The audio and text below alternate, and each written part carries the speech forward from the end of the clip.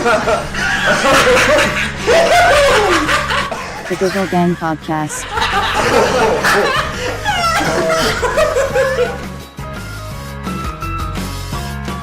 Do you know I used to play sort of semi-pro basketball?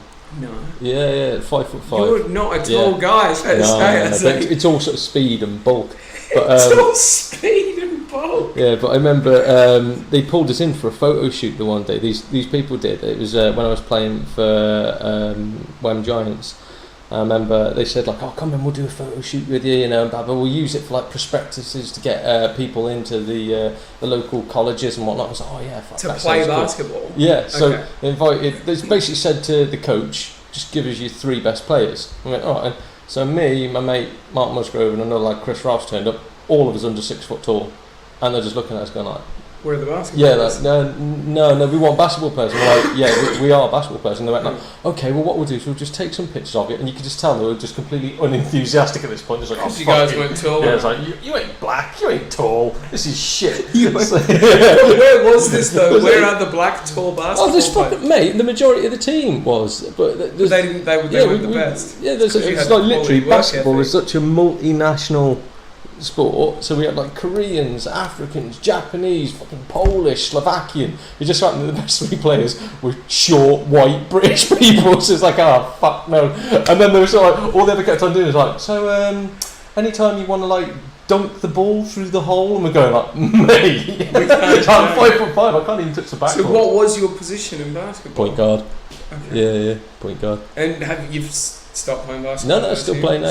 I don't play semi-pro. My knees are fucked, so I just play. Yeah, so I just play for like local clubs now. So yeah, I'm playing for Shrewsbury. Fuck, it's got an awful name. Shrewsbury Basketball Development Club. So my job as like a senior player, so I'm 37 now, is to bring along the young kids and like train them up so they can go into the development club. Sounds like everyone has a learning difficulty or like a mental disability. I said to my coach, I was like, do you realise what you're putting out there? It's like, we are going to get it the Shrewsbury Basketball Club. That's it, yeah. Not development or just club. Even under 18s. Done. if you're not right, if you are over the age of 18 and you can't play basketball well, you will never be able to play basketball well. The ship has sailed. The basketball ship has sailed. You're never going to get there. It's true though. Fucking someone said to me, oh yeah, you're really fast, you should play football, mate. I was like, nah, no good. They spent 3 years trying to make me into a left back and I was fucking awful. I took the amount of people I nearly crippled, just going, I could probably tackle them. Oh, that's his knee.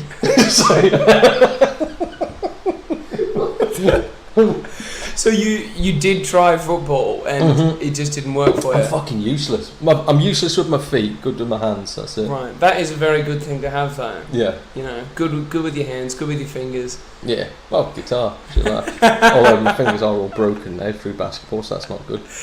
Beautiful. We are listening to the Giggle Gang podcast. It's Donald Mackerel joining me in the studio all the way from Shropshire. Shropshire, yeah. Do you know what the history of Shropshire is? Shropshire, You don't have to, but I'm interested. I think there was what was the Welsh king? Was it Olaf?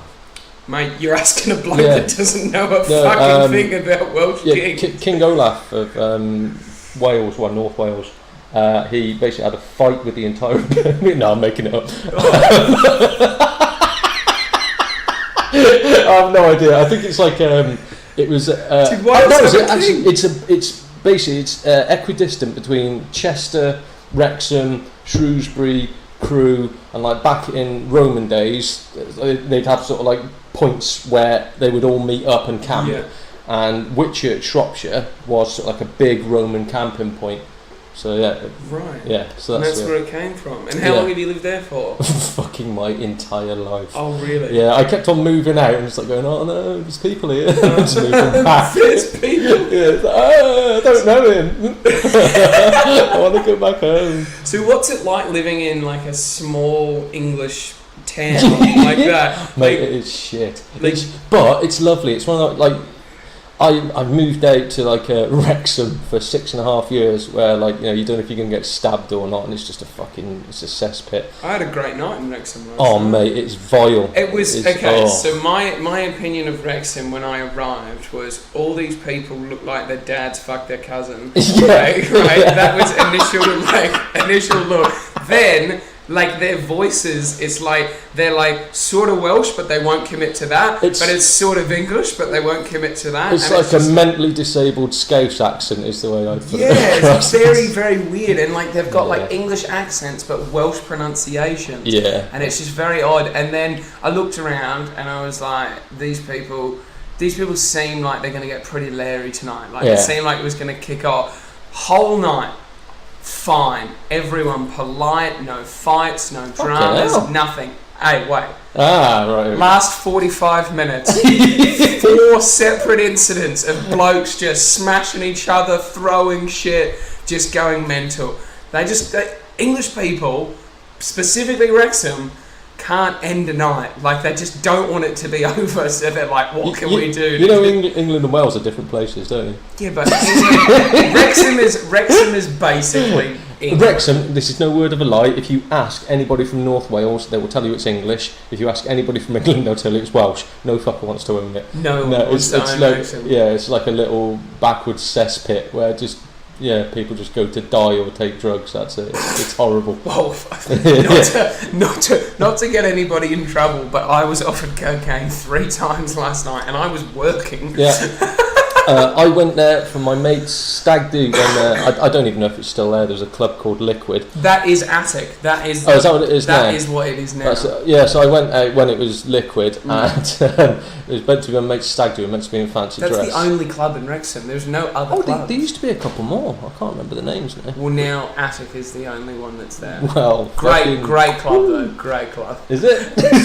Are you saying this just in case there's anybody from Attic listening? No, there won't be anyone from Attic listening, but I quite enjoyed the night. If you're stuck in Wrexham, you haven't got a lot to be happy about. Like, there's not a lot of good things going on for you. And if you have that place to go and just escape the fact that you're horribly trapped, that's alright. Oh, fuck it. That's even worse. Some sort of hope. So I was telling you before, I played basketball. I played basketball, no word of a lie, for a team called Mould Magic. There's an actual place called Mould on the outskirts of Wrexham. And why was it magic? You sound like a shower cleaning. Yeah, exactly. This is what I said to him. It's like, oh, dude, I don't want to play, but it sounds like I fucking stink.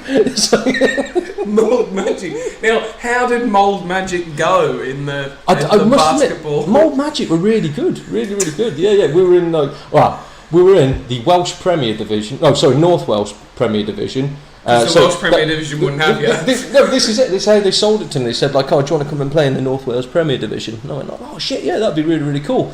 And I turned up and, like, half the players were retarded. So I was like, oh, fuck, what's going on here? And I found out there was 6 teams in the North Wales Premier League. There was no other league. There was one league. So they were a Premier League by default. Premier League! That's it. Imagine being in that situation where you can just be like, we are the best league in North Wales. Yeah, and not only that, we're in the top 6. Yeah.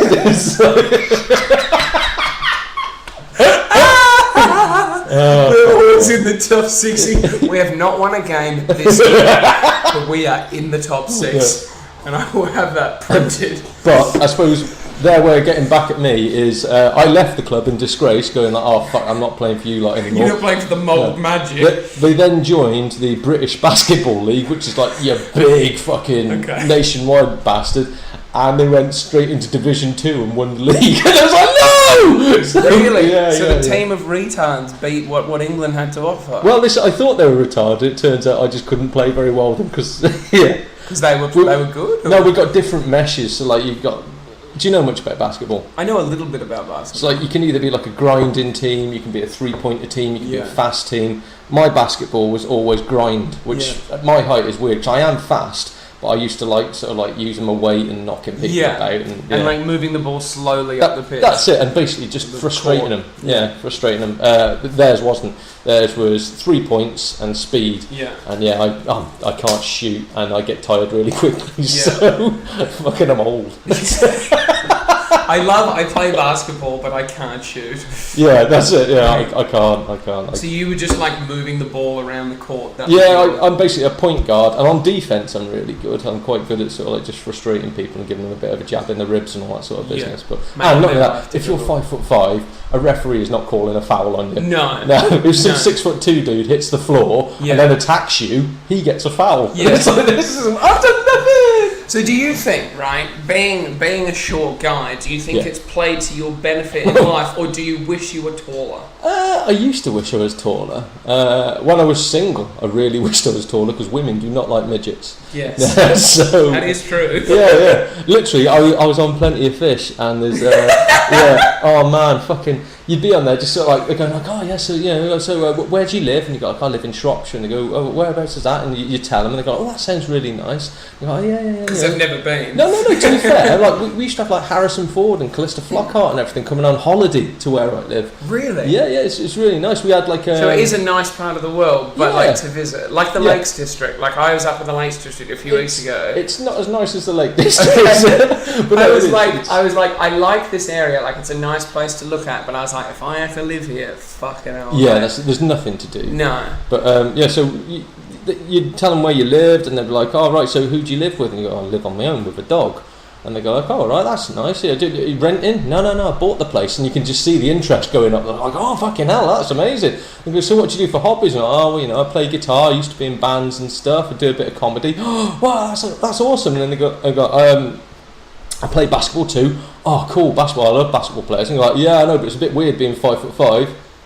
And the messages were just. That's it. It's just like you have been blocked. So you're like checking to see if your card's still active. Like, have I lost my premium subscription? Did the conversation stop after 9 messages? Oh, he's 5'5". He must be a paedophile. That's the way it works. They run on a height basis, you're closer in height to children. So have there been, this is going to be a weird question relating to paedophiles, has there been any paedophile scandals in your area of the world? No. Really? I think Telford was quite bad for it, but... What do you mean quite bad? Like there was one that was rampant, or there was there was this huge pedo, Norman the pedo. No, he was 9 foot tall. Yeah, he was the mayor. He was the mayor and the school principal. That's the point. We did have. There we go. Yeah, we did have. Someone got fiddled. Yeah, there was basically. I used to do. Oh fuck! No, I got accused of being a pedo at one point. Yeah, here we go. The plot thickens. Well, I'm just thinking because when I worked at Tesco's, I was like a manager in Tesco's.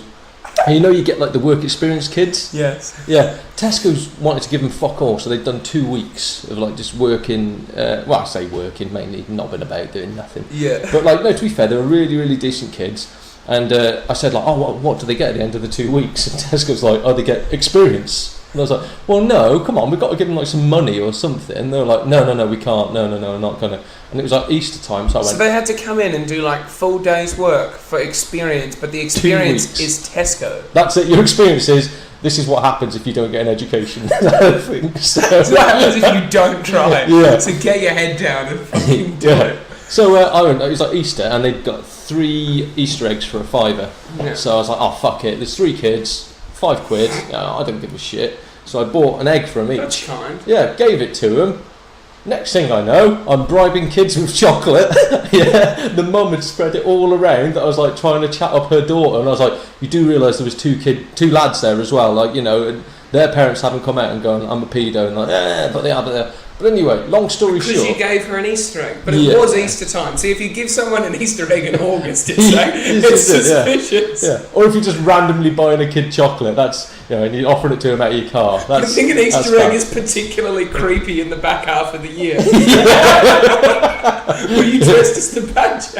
Yeah, there was that. Oh, look at that. So basically, long story short, the mum realised she was being a dick, and we made friends, and ended up sort of making friends with the kid as well, and the oldest. I thought you were sister. going to say you hooked up with the mum. No, fuck no, right. She looked like Krusty the Clown. It was fucking horrific. So no. So she looked like Krusty the Clown. Oh man, she was fucking hideous. But like, so we ended up sort of like mates, and I was chatting to the young girl, and I said like, so do you go to school locally? And she went like, oh yeah. And I was like, you talk about teachers and headmasters, like, oh, he's Mr. such and such there, and this such. And I said like, oh, I used to love CDT, and she said like, oh, what's that? Because they've changed the name, it's Design and Technology, I think they call it now. And I said like, oh right. I said, well, I used to have a guy called Mr. Mason. She went, oh yeah, he doesn't work there anymore. I was like, why not? And I went, oh well, he used to go around like touching all the young girls up. And I was like, what, like the sixth formers? She went like, no, like 13, 14-year-olds. I was like, oh shit, well. And then there's like little bits that come flooding back to you where you can see him sort of like accidentally rubbing girls' arses. You're going, there's no accident in this, is there? You're just see, we had a teacher at our school. I might get in trouble for saying this, but fuck it, who's going to stop me? No, this is it. They're pedos. Out of them. It's like fucking up. There was a bloke at our school called Mr. Marnie, right? And he was a PE teacher. Yeah. And we used to do swimming, like life-saving training for your bronze medallion, right?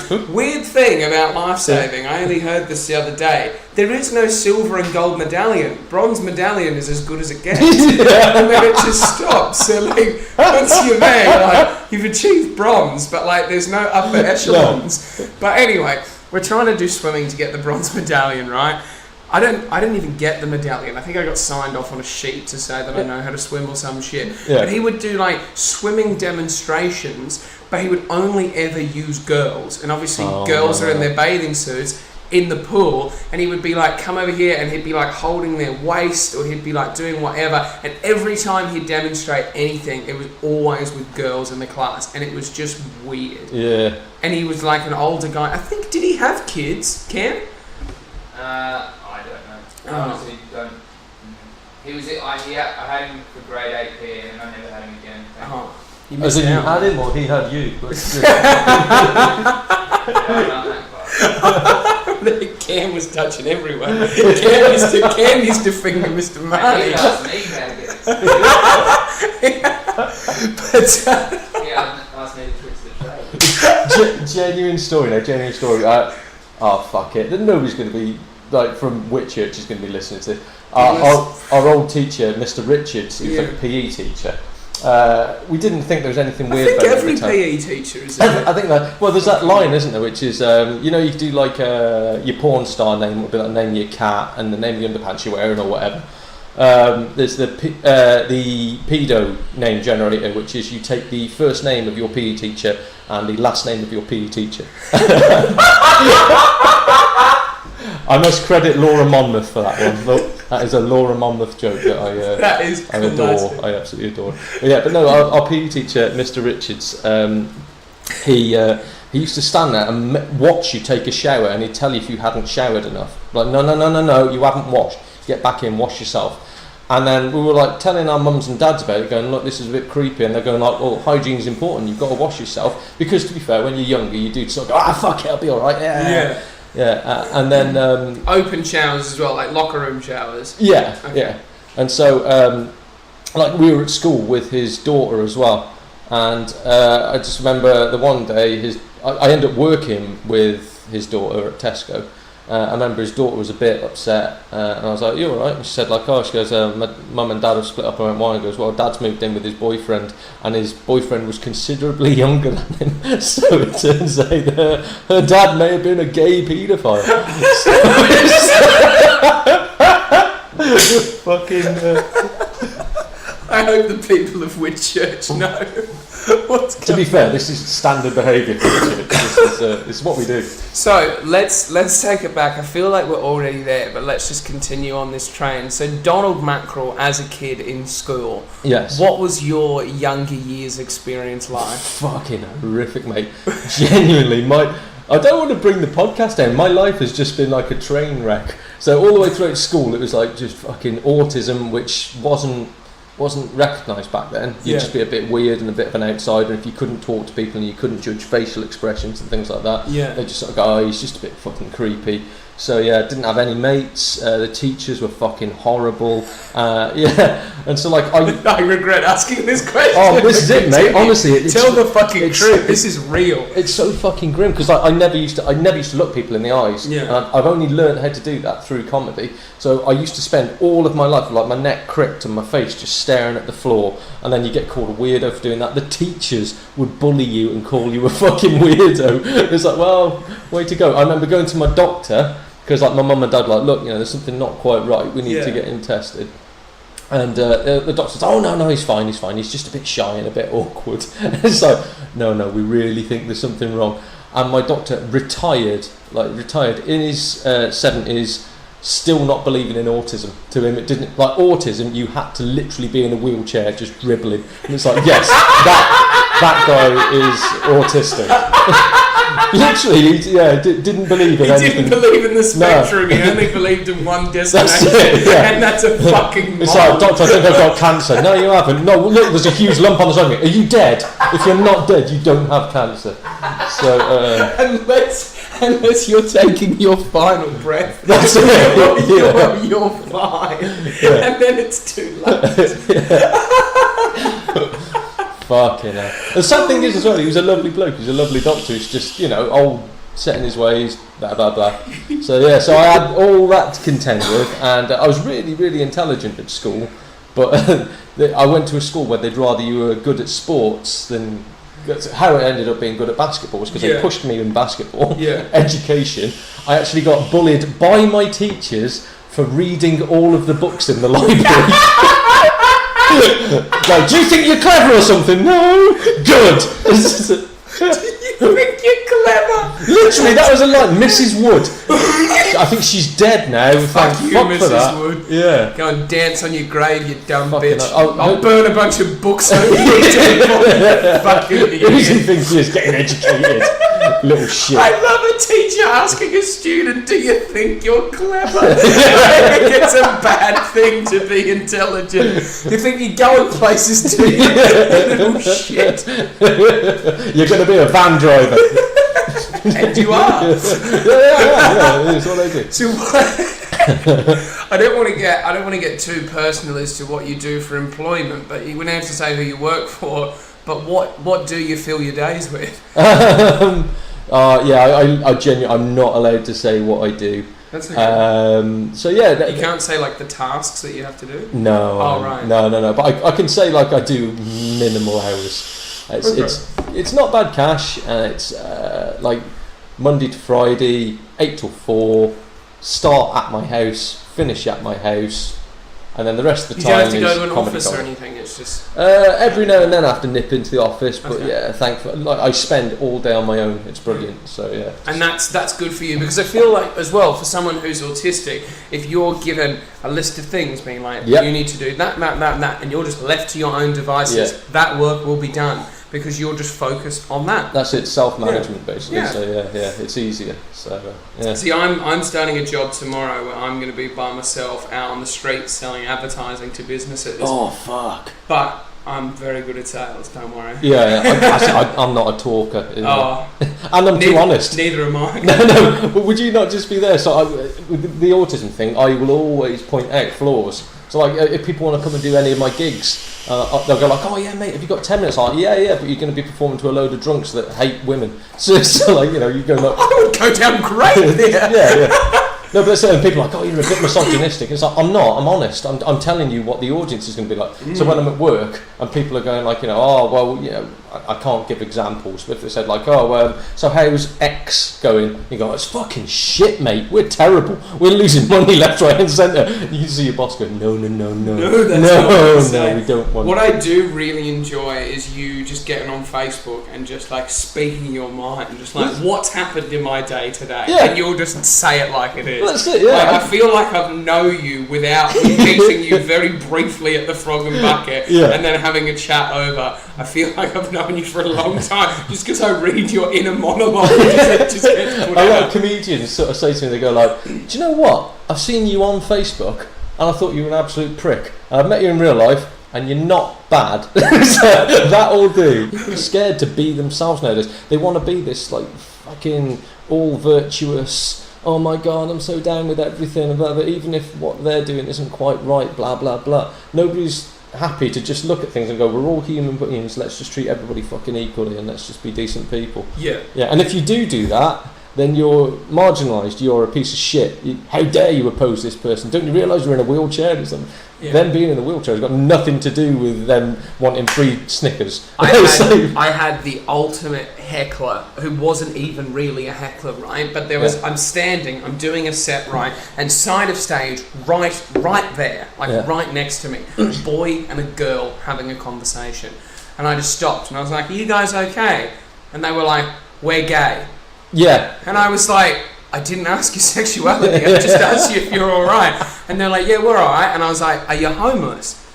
And they were like, no. And I was like, well, why don't you go home and have this chat? Like, why do you have to sit here during my comedy? Yeah. And then afterwards, the girl came up to me and she was like, how dare you speak to me like that? Whatever. And I was like, how dare you sit there and whatever. I was like, I didn't come up to you after I got off the stage. I was like, I said everything I needed to say. I was like, you're not in the right. Yeah. But have you had any like people at comedy shows that you've really upset that have...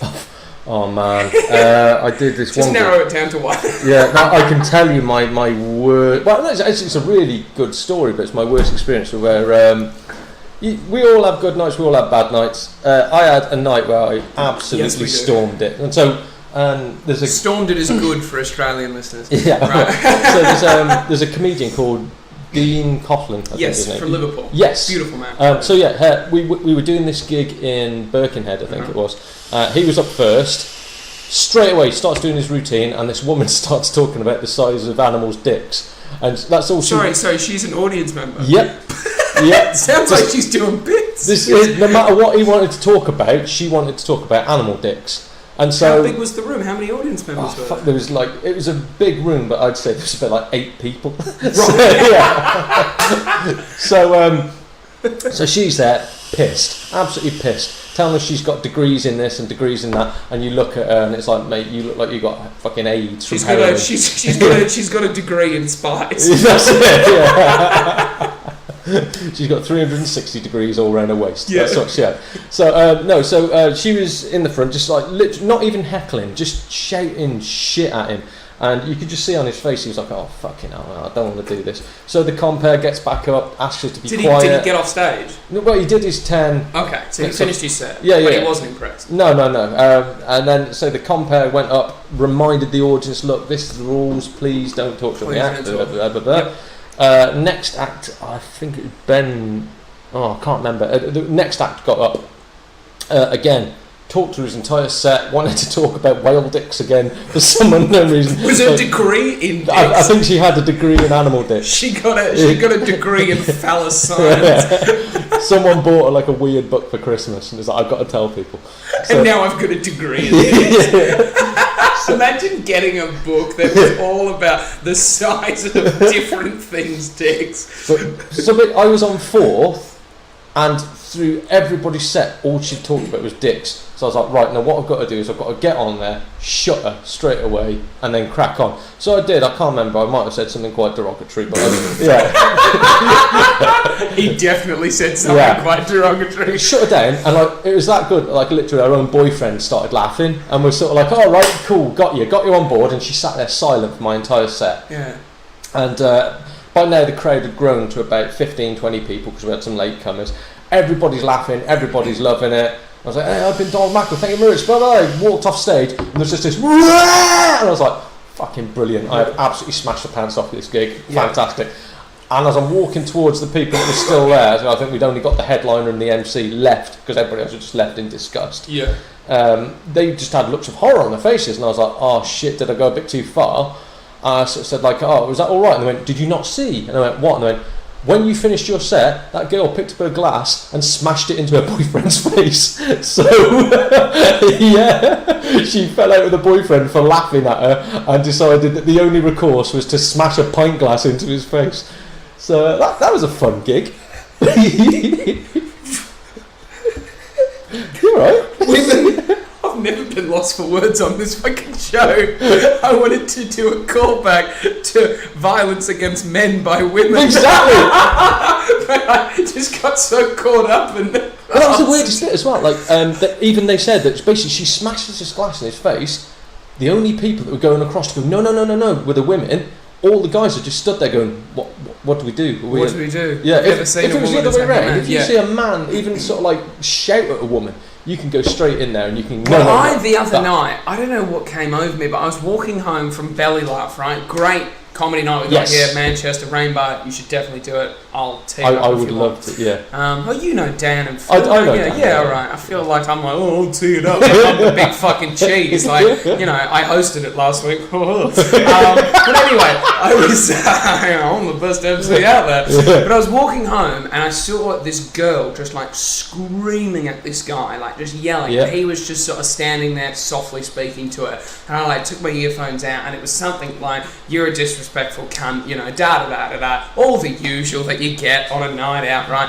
And then he like said something and then she just bang, just slapped him across the face, and I just like stopped walking, and I was maybe from here to that door like away. Yeah. So I'm like the only bystander just standing watching this interaction, and I was like took my headphones out and I was like, if he starts hitting her now, like I'll say, I feel like I have to do something, but then I also feel like she did just belt him, like, and she really belted him, like full go. And to his credit, he just like stood back, so like rubbed his face like shit. That was a bit sore, and then came like back in, calm, soft, whatever. Then she was like crying everywhere. Then she like threw herself on the floor to have like a tantrum on the floor, like grown ass woman. And I sort of just like stopped there, and then he looked over at me, and I just sort of like nodded at him, just like, I'm watching, but like I'm not going to get involved. Like this is your drama. And then he, which was very calm, I could tell that he was going to be alright, because then he like knelt down to be on her level and continued like softly talking to her. And I was like, right, he's not angry, he's not all fired up, like he's just going to go and... He knelt down to her and went, I'm going to fucking stab you. Yeah. The second this cunt's gone. With knife, just sulphured the fuck out of her. But then I was like, right, I've seen that. I was like, he looks calm. She's obviously a fucking mess. I don't want to deal with her. And then I just like walked off. But it was a weird transaction. Whereas if I had seen a guy, as you said, just yelling at a girl, not even hitting her, I would have like been like, oh, yeah, like calm down, whatever. And the girl was like crying and not getting aggressive. But because it was on the other foot, it was like I didn't want to deal with her, and I just wanted to make sure that he wasn't going to do anything ridiculous, because he could have fucked that bitch up. Oh yeah. She was not a big girl, and he wasn't a big guy, but he's a man. This whole argument that men and women are the same is ridiculous, because they're not.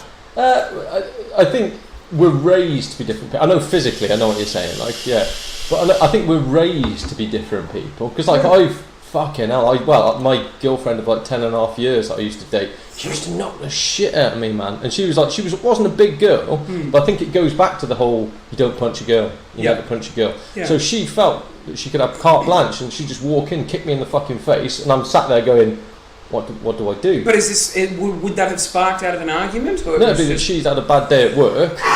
She'd come over and take it out on you, like couldn't take it out on the man. Yeah, literally. So I'd be like, I'd have done a night shift, I'd be fast asleep on the sofa, and she'd walk in and just kick me in the face, and you're like, oh, and hello. For 10.5 years. Yeah, well, it was without bringing the podcast down, I feel like I'm like Captain Depressor. This is interesting. This is real shit. Yeah, we met when I was working at Tesco's.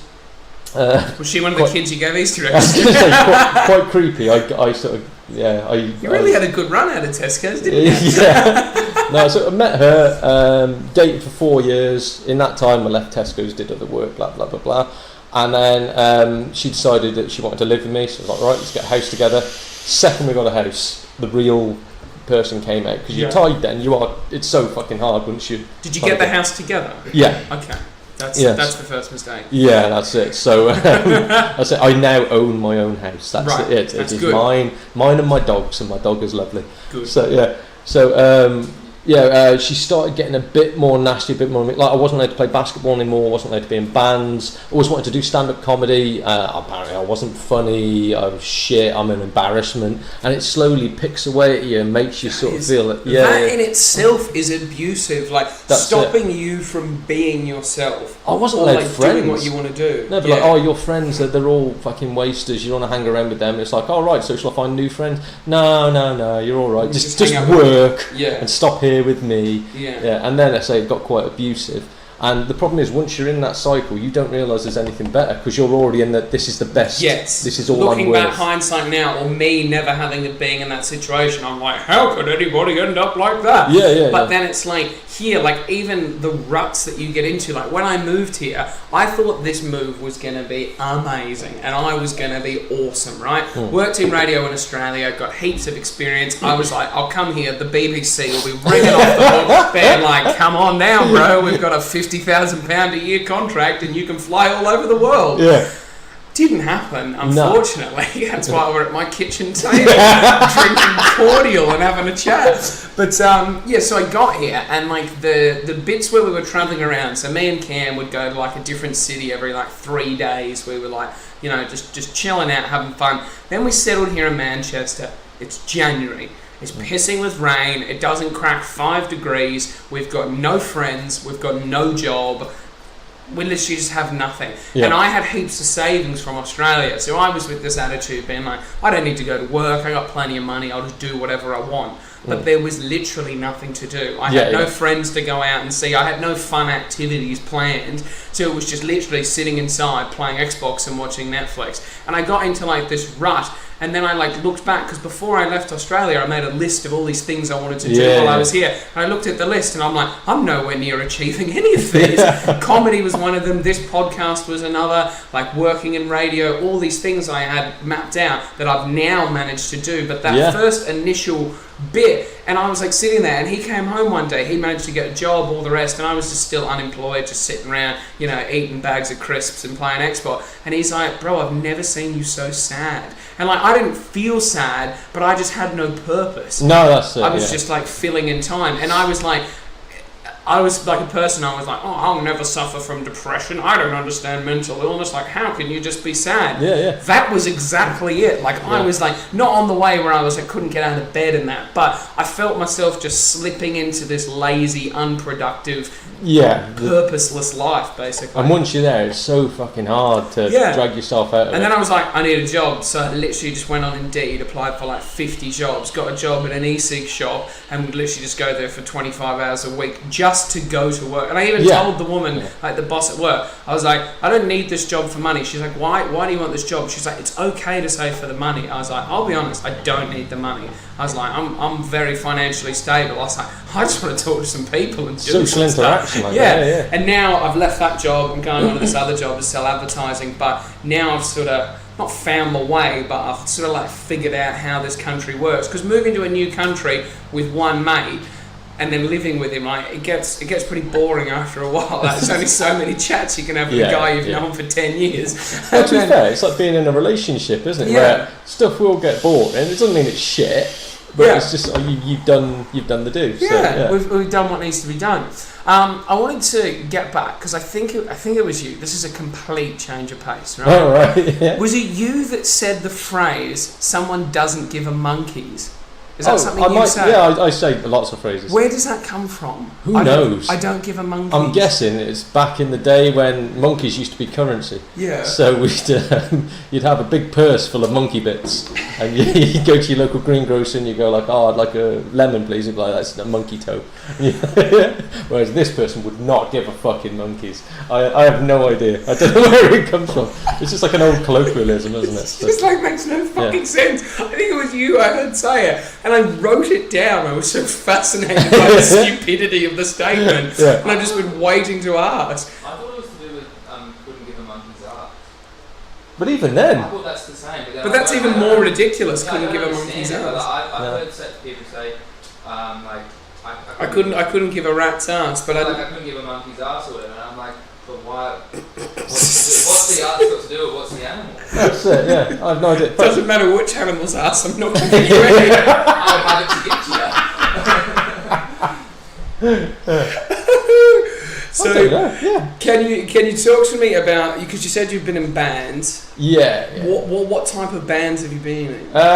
Mainly Is it sort all the same of genre? rock, metal, punk, that sort of business. I always wanted to be in a funk band, but again, so I've got this weird thing where like I'm a short white man that wants to do big black man things, and like I always wanted to be in like a proper like Fat Larry band, sort of funk groove sort of band. And it's so fucking hard to find people when you're stuck in a little small market town in the middle of nowhere. It's hard to find people with the same interests. And again, like I never wanted to leave. I never wanted to meet other people. I spent my entire life in Shropshire, basically, apart from that stint in Wrexham.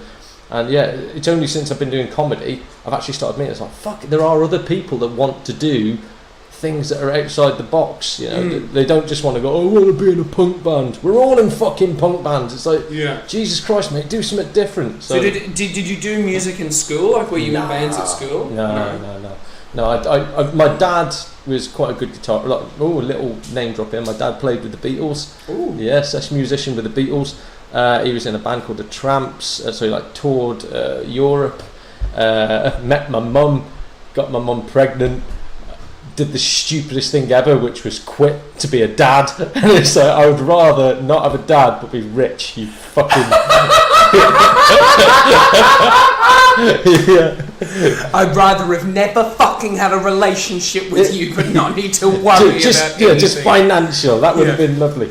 But no, so no, to be fair, he quit, ended up sort of a proper relationship with my mum. He had 2 kids with her. That's good. That's like the honourable thing to do. Or the right thing to do in a way. It would have been more rockstar if he's like, got my mum pregnant, but then just couldn't like stop slaying tunes and literally like smashing lines of coke. Well, that was the weird bit. Was sort of like my dad, I always sort of like knew he had a guitar and I knew he played. I'd never see him do anything. He'd just be like playing chords in the living room. And I was like, oh, I want to learn guitar. No, you're too young, blah, blah, blah, and I'm not going to teach you. And I remember I'd been about 14 and like some old bandmates from way back in the day just wanted to put a random gig on. And I saw my dad for the first time ever on stage, just like fucking proper hammering out solos, and you're going, holy shit, like this dude's nearly 70, how's he doing this? This is crazy. So that's when I got the bug, and I just literally, I went home, got his guitar, and again, he still wouldn't teach me, so I just got his guitar, and I didn't even know it was in tune, whatever. I just started strumming it, and like putting one finger down and going, all right, so that if I move it up the guitar, the note gets higher, and the strings are like from the lowest string to the highest string, and that's how it works. That is like an autistic person is always very, very good at musical instruments because it's so matter of fact in your head. You're like, if I press that, it makes that noise. In your head, you remember, you go, if I want to make that noise, bang, I do that. And then it's like ordering things. Well, I remember my dad caught me, I was playing, I was doing that for about a year, and I'd sort of learned ad hoc how to play a few chords. I think I learned Dude Looks Like a Lady by Aerosmith, sort of all off my own back. And then my dad sort of went like, oh, fucking hell. So he bought me a chord book, and I memorised like 356 different chord variations. Like, right, okay, I've got this now. And then off the back of that, I just started like playing, I think, I was 17 when I was in my first band. Played some fairly decent gigs. I'd fall out with everybody else because they wouldn't be doing it to the standard that I want to be doing it. Which is why comedy's nice, because you're only as good as yourself. Like I'd never be in like a group. It was always like, at least there's just me. If I fuck up, it's my problem. And that's the way I like it. So I want to get back. Sorry to focus too much on the autism, but it seems like you're all right with it. How old were you when it was diagnosed? I was, fucking hell, my mates made me do it on an online test. So I say, like, my doctor was still going, not so there was suspicions at what age with the doctor? Oh, fuck, my mum and dad thought I was autistic from the age of, like, 13. Okay, right. And then the online test came? Online test, I was 34, I think it was. So it was only about 3 years ago. So there wasn't a time where you were a kid where your parents are like, you're autistic, you're different, so you had nothing to sort of be like, not ashamed of, but nothing to be like, oh, I'm different, like what's wrong with me? Like back when I was a kid, even like dyslexia wasn't really a thing. You just sent to something we called it the fuzzbuzz class. Which they thought would be a nicer way of saying they're a bit special. It's like anything, then that just becomes the name. It's like, fuzzbuzz. But fuzzbuzz is a way of counting where I think fuzz was 3 and buzz was 5, so you had to do your 3 times table and your 5 times table. When you hit 15, that's fuzzbuzz. And so it was a way of teaching them sort of like times tables in a fun way. But yeah, so we didn't have dyslexia, we didn't have autistic kids, we just had literally what they would consider backwards kids. It's like, oh, you're all a bit simple. See, I was dyslexic at school, but I tried really hard to hide it because I was always such a good talker and a good communicator. I'm just not a good reader. Yeah. But I could get away with, like, figuring it out and hiding it by being good at talking. Yeah. So what I would do, you know how you're asked to like read aloud in class? What I would do is what I was saying was a word I'd read 5 words before, and I was sort of like working ahead. So the word I'm looking at is not the word I'm saying. Yeah. And it's like, it's actually more advanced than reading. It's actually harder than reading. But it was only to save the embarrassment of like stumbling over a word. I've figured it out before I've had to say it. Yeah. Like my brain's processed it. Yeah. No, it's a bit sharp really, isn't it? Because I had a dyslexic friend, and I say at school, literally this dude could have been a quantum physicist. He's one of the most intelligent lads I've met. Yeah. But as you said, he wasn't good with words. Even now when he sends me a message on Facebook, it's like 2 hours to decipher the cunt, you know. Have you got my messages that I send, they used to make no sense when I typed them. Now they make less sense because I dictate them. So I press the button and I like talk. So all the messages you've got from me, I've not typed a single word. No, they all come through cool. Well, now the phone, because the Google Voice Assistant, whatever, learns your accent. So when it first started, obviously I have this weird voice that it doesn't sort of sound like. And when I moved to this country and I bought a British phone, I had to start again. So the Google Voice had to like relearn the way that I say things. You don't have an Alexa, I'm taking. No, I don't have an Alexa. But yeah, you literally just go on there and be like, and I'm like, "G'day Donald, you're still alright for the podcast, whatever," and it will just type out the words verbatim as you say them. And that's how I did all my university assessments, everything. My parents bought me a software when I was like in school, and it had like a little microphone thing, and you'd like talk into it. My one mate, dyslexic as fuck. Do you know what they did for him when he was in school? What? Bought him a typewriter. Like, that'll do it. It's obvious that he can't write. It's like, no, it's letters and words confusing. Yeah. Fucking hell. Like, we're kids going, we get it. Yeah. We understand. How are you? You're educators, for fuck's sakes. Mate, teachers, I feel like the model of school is not efficient and hasn't been efficient for a long time, because the model of school is like a bell rings, right? And then you go somewhere else, and then another bell rings, and you go somewhere else. That's what they do in a factory. Yeah, yeah. And it's literally building you up to go into the workforce, or go out into the world. All it's doing is like, it's like rats. Remember that, or is it rats or mice, where they'd ring that bell, and then there would be food there. Every time they'd ring the bell, and then they would start salivating. And then dog, wasn't it? Pavlovian. Was it a dog? Yeah, Pavlov's dog. Pavlov's dogs. It was dogs, actually, yeah. Pavlov's rat. Pavlov's... It sounds like a porn film. Ferret. But yeah, then they would ring the bell. The dogs would be like, "There's food, but there's no food." Yeah. That's basically what it is, and it's like, you hear this bell, oh, we have to go here, we have to do this. And now I feel like school is slowly changing, but they don't want... Do you feel like they don't want school to be too good? Because if they teach you or let you think for yourself too much, you'll realise it's all a joke. I'd say public school, they don't want to be too good. I'd say if you go to private, they teach you how to sort of succeed in the world. Whereas public school, it's just you're going to be nothing. Unless your mum and dad are some way associated with this school, you're fucking scum. You're always going to be scum. Yeah. Yeah. And not only that, we need scum.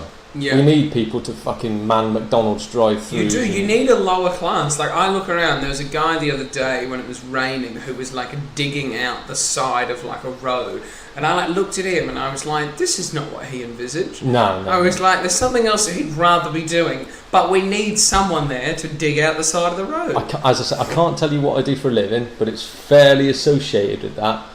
And some of these guys, you meet them, and they're so glad that that's what they're doing. Because like when they were at school, they were told that there would be nothing. It's like, oh, you know, I can't read and I can't write. And you're like, you can, mate. Yeah. You can read and write, and you can use a computer. You can do anything you fucking want to do. But they've had it drummed into them for like 50 years that you are a piece of shit. You are lucky if you are digging a hole. Yeah. You're like, fuck. it's fucking madness. It's like, grim. It's so grim. And even as well, like people, like I had a friend who works in a supermarket in Australia, right? So imagine Tesco's equivalent, basically. Coles, for anyone that cares. He works there, and he worked on the checkouts, and he was just scanning things through checkouts. Then he went to manage the fresh produce department. Then he went to manage another department. Now he's managing a whole store at 23 years old, and he's getting paid good money. But for him, his only thing was he was thankful to be on the checkout, and it's only the fact that he's been there for a long time. He knows how it works, and he's quite efficient in the way where he set out a list of things that need to be done, and they all get done. Yeah. And that's just the way that he operates. And now he's doing quite well. He's going to buy himself a house, got a car, girlfriend, everything. Life's amazing for him, but life only really exists. He's only ever had one job for one company. Fuck. So, but it's like he's quite content with that. Yeah. And then I look at that and I'm like, I've never had it. The longest job I've had was working at the radio station in Australia for 5 years. I think I'm on my 15th job now. Yeah. And I don't care. To me, we're all going to fucking die one day. Don't base your life around your job. Sitting in some fucking pokey office for 8 hours a day with people you can't stand, doing something you don't want to fucking do. Whenever they use the thing like, oh, do you want to get sacked? So, yeah. Fucking, if what I'm doing is that bad that you want to sack me, fucking sack me. I'll figure it out. I'll go somewhere else. Literally, I've worked out that, like I say, I ain't got kids, I haven't got a missus, I've got a girlfriend, but we're not. Yeah. Are you living together? Yeah. Well, she's living with me at the moment because she's trying to sell her house. Okay. So it's like she's financially stable as well. We don't need each other, but it works. That is the perfect situation where neither of you need each other, but you want to be like cohabit or be in each other's space. It's nice. But she's not mooching off you living there for free, being like, Donald, you're going out too often. Which is literally what. That was where you came from. Yeah. But no, so I'm in the situation. I worked it out because not my current boss, my boss before the one I've got now. I remember them pulling me into one side and said, unless your performance improves, and bear in mind, I was the best person. I can't say what I do. I was the best person at what I did in my team. Yeah. But they still like to eke a bit more out of you. It's like, right, unless it improves, I'm afraid, we might have to think about replacing you. And I was like, okay. He went, no, I don't think you understand. You're still in your first year trial. You're on a 12-month trial. If we want, we can drop you. And I went, all right, yeah, get rid of me. He's like, yeah, but you've got a mortgage. I went, mate, I can work 25 hours a week on minimum wage and still afford to pay my mortgage and go out on the piss. Yeah. So you have no threat. I could go to fucking like TK Maxx or some shit and just sit there just ogling people going, oh, this is dull, but fuck it, I'm going to do 0 hours contract and just eke out 25 hours a day. Yeah. Or now I could just do it off the back of comedy. I only work because I quite like being financially stable and going and doing fun things. But you can earn enough to pay my mortgage just doing bits, like 3 days a week doing comedy. So and some people like that because there's another guy that does comedy. Do you know Jake Breeze? I've heard the name. I don't know. He's a real nice guy. He lives up near Atherton. Yes. North of here. I don't know. Yeah. I don't even know where it is, to be honest. I've been there. He is basically trying now to quit his day job 9 to 5 and get either a work from home or a remote sort of job, so he can just wake up in his house, fulfill the task he needs to do on the computer or on the phone, and the rest of the day he's in a band and he does comedy. All he wants to do is focus on band and comedy, and he wants those to be his full-time paid things. But he can't afford, he's not at that stage of band and comedy yet that he can fulfill that. But he's like, if I get a job where it's flexible, I can stay home, I can wake up and I can be like, I'm in the mood to write comedy now, I'll do my work this afternoon, whatever. The work will still get done, but he's working on his own schedule. It's not you start here, you finish here, and in this time, we're sort of just making up what you do so we have justify paying you. There's a lot of people that rock up to work just to clock in and say I was there. But they don't really do anything of substance. They're just there to sort of I need the money. attend. I hate my fucking life. Let's just do. I worked at do you know Mully Yogurts?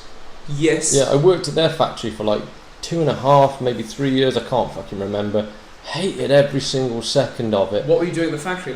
Just fixing shit? No, it was putting yogurts on pallets. All right. For 12 hours a fucking day, night shift, day shift. Was it good hourly rate? Or? Oh, ridiculous. You could earn, if it was a bank holiday Monday, you were on 30 odd pound an hour. Really? Yeah, because you got like triple time, so it was ridiculous. So the regular wage was like 10 quid an hour, which is still pretty good. And that was back in the day, yeah. So because now, like the job that I used to work at was 8 quid an hour, right? 8 quid an hour is not a lot, but that's standard retail hours. Yeah. And then it was like, it's a retail store, but they expected you to do so much other shit above. Like I had a target. Now I've worked in a lot of sales jobs, right? I had a target with no bonus. It was like, if you don't hit your target, we'll have to rethink your employment. Yeah, yeah. And I was like, but I'm working towards nothing. I'm just working to still get paid 8 quid. It literally makes no sense. And like the justification here, I feel like work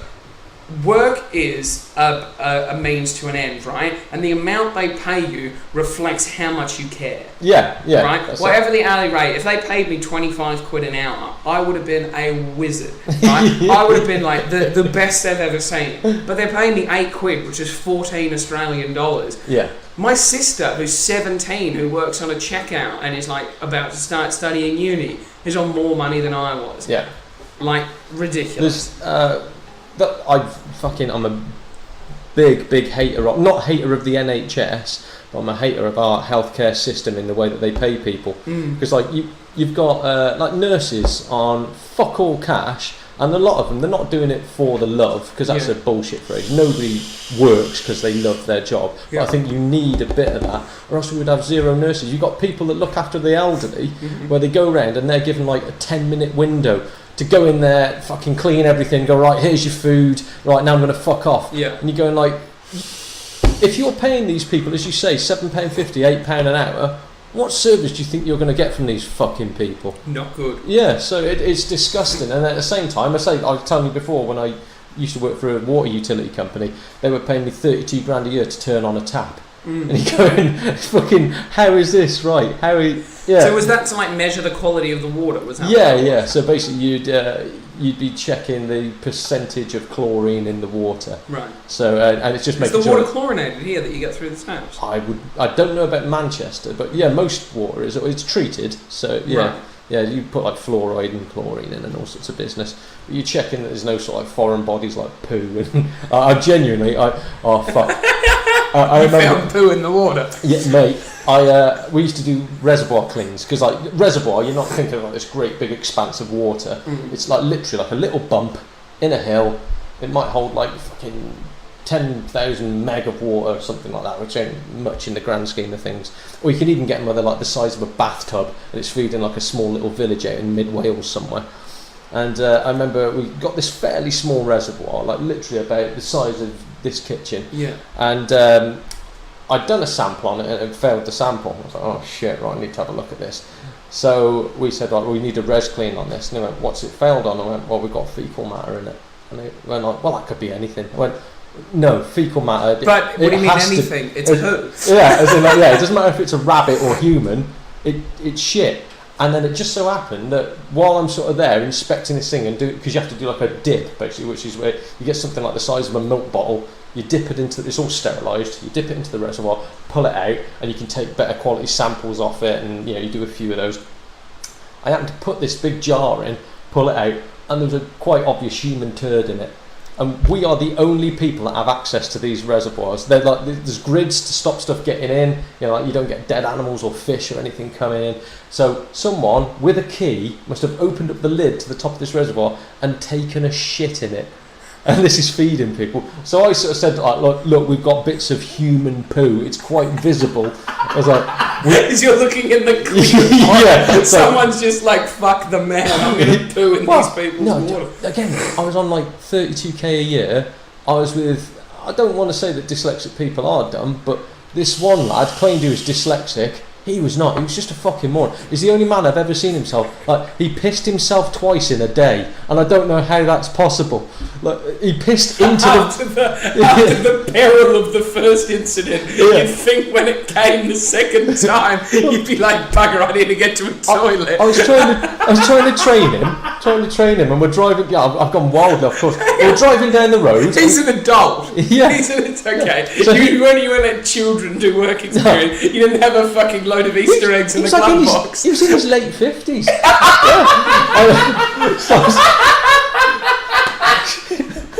So we're driving. Well, he's driving down the road. I'm doing the paperwork, and he just kept going, "Oh, mate, I need a piss." And I was like, "Yeah, well, we're in the countryside. Just pull over." No, I need to piss. And it was like, "Yeah, just go for a piss then." And about half an hour of this goes on, and eventually just went quiet, and he just went, "I'll piss myself."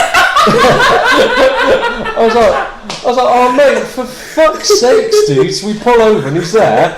He's just, like, I'm not even shitting you. He pulls over, he gets out of the car, and there's just piss all down the front of him. I was like, "Oh, fucking hell!" He's like, He's in a uniform as well. Yeah, literally. Amazing. But we got like waterproofs in the back. And he's like, "What do I do?" And I was like, "Right, you've got your waterproof kit." I was like, "Just take your trousers off, put your waterproofs on." Maybe because he had the waterproofs on, he thought the second incident would have been more justified. This is it. So I said, "Just put your waterproofs on, you'll be all right." So a normal person would go in. These are big, like Avico Daily vans. A normal person would go in the back of the van and put his trousers on. Not this man. On the side of a busy fucking road, he's standing there. We've got the water utility logo emblazoned all over the van. He is naked from the waist down, staggering, trying to put his fucking waterproof trousers on. And I'm just going, "Oh, for fuck's sake!" The only thing that would have made it funny if that was so stressful. Say someone drove past, beat the horn, he panicked. his flailing cock is just spraying piss all over the side of the van. But yeah, so he puts his trousers on, we get back in the van, we carry on doing the rest of the day's work. And then as he's driving down the road... Was this his like first shift with you? No, I'd been working with him for like months, but I'd heard things, but he was special man. But later on in the day... Special man! Yeah, later on in the day, we're driving back towards a depot, it's like an hour-long drive. And just as we get in the van, he's like, "Mate, I need a piss again." I went, "Well, pull over then." "No, I do, I need to piss." And I was like, "Pull the fuck out!" So I like start screaming at him. Is he driving? Yeah. So eventually, this is it, it's his decision. So eventually we pull into a lay-by, and he's like, "Where do I piss? Where do I piss?" I was like, "You've just got your cock out on the side of the highway." I'm like, "Mate, you're an adult, just piss anywhere." I was like, "There's trees there." And he went, "Okay." And I shit you not, stood, nothing around it, just fucking completely wide open, and pissed into the wind. And it went all of his shirt, all over his fucking legs. He's like, "Oh, I can't." I went, "Turn around! You pissed into him, turn around!" He's doing like a piss windmill. So he didn't 180, he was 360 pissing. It's just like, so every now and then he's just pissing over himself. That is the most thrilling piss story I've ever heard. It's the same man who once told me he needed a shit. So I was like, "Right, well, you should have gone at McDonald's." He's like, "No, Does he still work there? Did he? He managed to retire eventually. Oh, he got retirement age, but yeah. Good. So Did he have problems like with his wee though? No.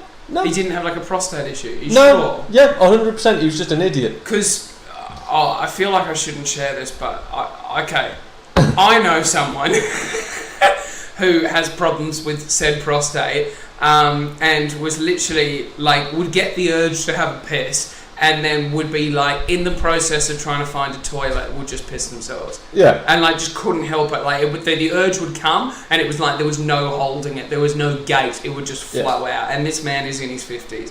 So no, this man was genuinely just a bit sinful. But yeah, I want to try and rush to his defence, but it's hard. Someone told me a story where he needed to go for a poo. And they said, like, he didn't quite make it. And I thought, whatever. Yeah. So I'm working with her one day, "Mate, I need a poo." And I was like, "We have literally just come from McDonald's, mate." And it's like, you could have had a shit, like, literally 15 minutes ago. "Yeah, but I need to go. And I was like, "Right, well, you're going to have to go in the woods, mate. You're going to have to go in the woods." So to me, if I explain to you, if I say, if you need a shit, go in the woods, what does that mean? I go in the woods, I take my trousers down, I squat, and I use whatever's available to wipe. No, he went into a field next to the woods, which happened to be a rambler's route. What's a rambler's route? So people who go walking through the countryside. Okay, right, so it's like a designated route that people are going to be using. Centre of this fucking route, he digs a hole like a dog with his hands. And sits on it as if it is a toilet and starts having a shit, only it's like a really long poo. So like about 5 minutes into it, this dog comes up and starts licking his arse and he's going, no, get off, no. And I could just hear this commotion going on from a nearby field.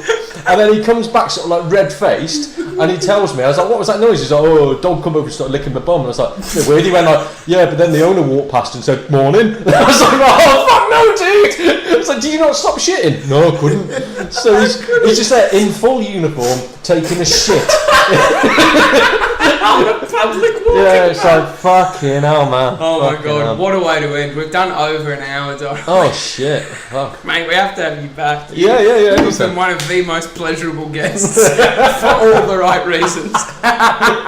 Well, look, I don't know when this is going to be released, but plug your comedy nights. Oh, so my comedy nights, we got Kung Fu Pug Comedy. Yes. It's based in North Shropshire. We got 3 nights. We got one runs 4 times a year from a rock venue called Percy's Cafe Bar in Whitchurch, Shropshire. The other one is also in Whitchurch, Shropshire, but it's a charity night. So this month we're doing one for cystic fibrosis. We've done stuff for like the homeless. We've done stuff for muscular dystrophy. I think we did one for a local dog's home as well, which I then found out that they don't take donations. So it's the first time ever I've tried to give money to a charity for them to go, no! So, We're not taking your comedy money, you swine!